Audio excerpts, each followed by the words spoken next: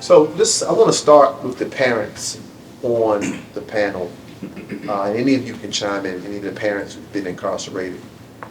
When your situation first began with the judicial system, when you were first arrested and you realized that this is a serious case and I could be facing time, what was it like in your mind trying to strategize how to communicate that to your children?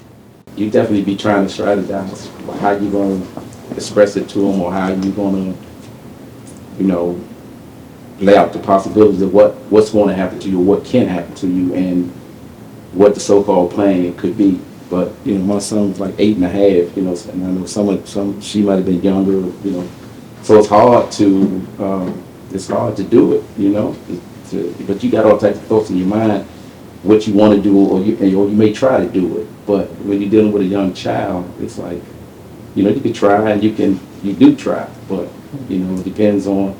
Sometimes you got an exceptional child, which I consider my son to be. That it made it easier for me to try to at least ease the bad part into him. That what was I thought was going to happen to me once I got convicted, and I wasn't sentenced yet, but once I was looking at it. Sure.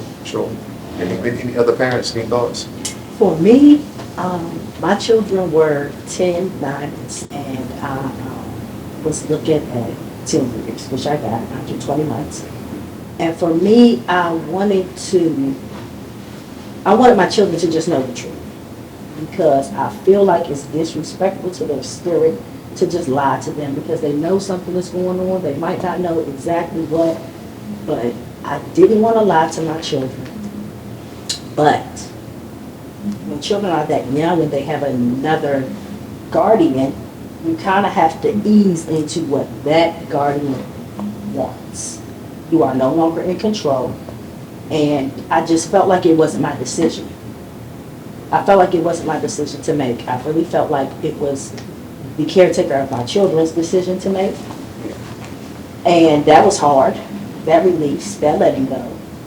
But for me, I actually have a cousin who knows how I parent and knows how I like to allow my children to know the truth. Sure. So the whole, like, they going to college or that sort of thing that you would hear people say in different generations, that wasn't an experience for the parents and for the family. Well, that's what I was about to say. I was quite the opposite. I lied. I mean, I was getting incarcerated from 11 all the way up. And I had my daughter when I was 13. I don't know if she believed it. I never found out. I never really asked her that question, but I lied. I was always at college. I was always at work. I was always, because I was in and out, in and out, and in and out. So my last bit, when I got charged by the feds and I knew that I wasn't getting out, I really didn't know how to handle it myself. So I continued to lie up until the point where, you know, I couldn't lie no more. You know, one of the lasting memories of him going away, I never forget, my mother sat me down just before things got real bad for her and really stressed how important it was that I write my father. You know what I'm saying? And she I never forget her saying this. She's like, he needs you. You gotta write, you gotta sit down, you gotta write. And she said it in a way like it was a non-negotiable. That sort of set the tone for the next 34 years though, for real. And so my grandmother, my aunt, my uncle, my uncles, whatever, they do, hey, I'm gonna send this money to your father. You know, I'd be outside the whole block. Hey, Slug, your father on the phone, I might be around there.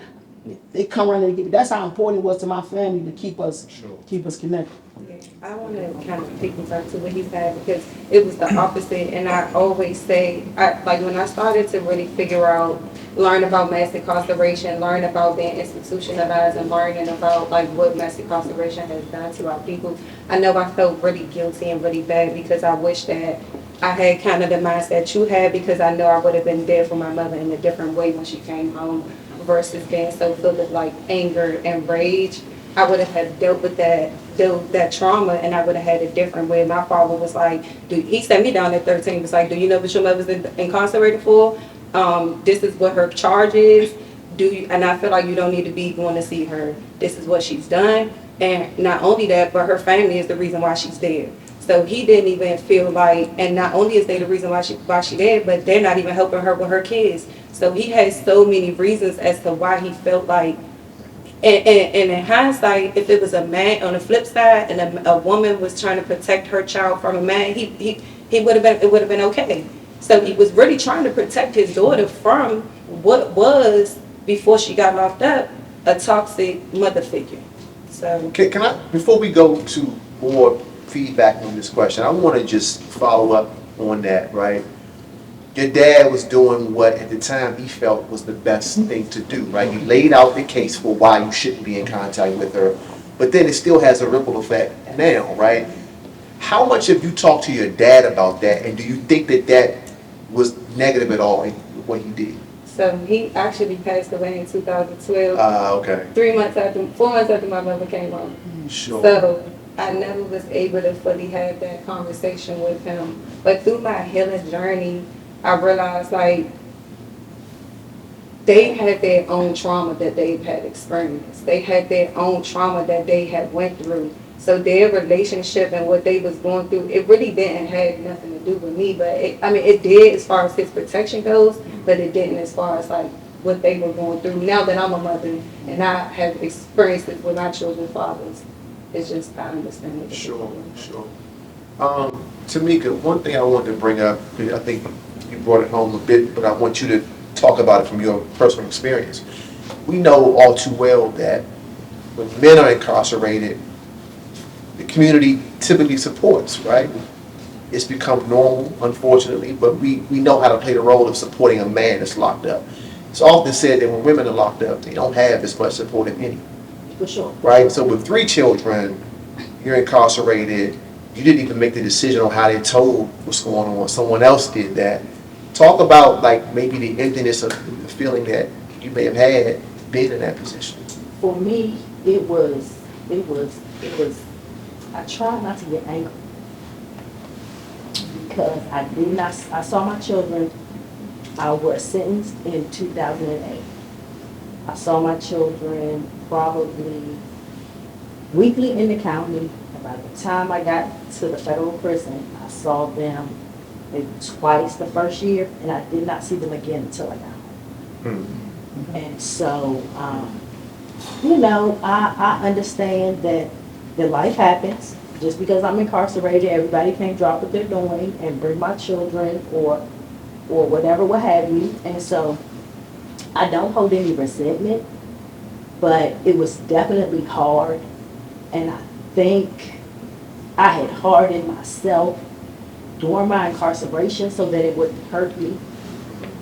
But the way it hurt our relationship when I came home is the real issue. Yeah. Because since we were not able to stay in contact, it's certain things like, at first my children were like, oh, well, you weren't here, so I can't listen to you. And my oldest daughter, she's 27, and she would tell me, oh, your mother raised me, your mother raised you, we're like sisters. And I'm not your sister. And you can't talk to me like I'm your sister, you can't treat me like I'm your sister. We can have sisterly moments, but we cannot conduct ourselves as sisters because it's just not going to work for me. And so, and for real, it wouldn't work for her either, but she thought that's what she needed. She wanted me to be a friend. And it was so much lost with me not being there and not being in connection with my children.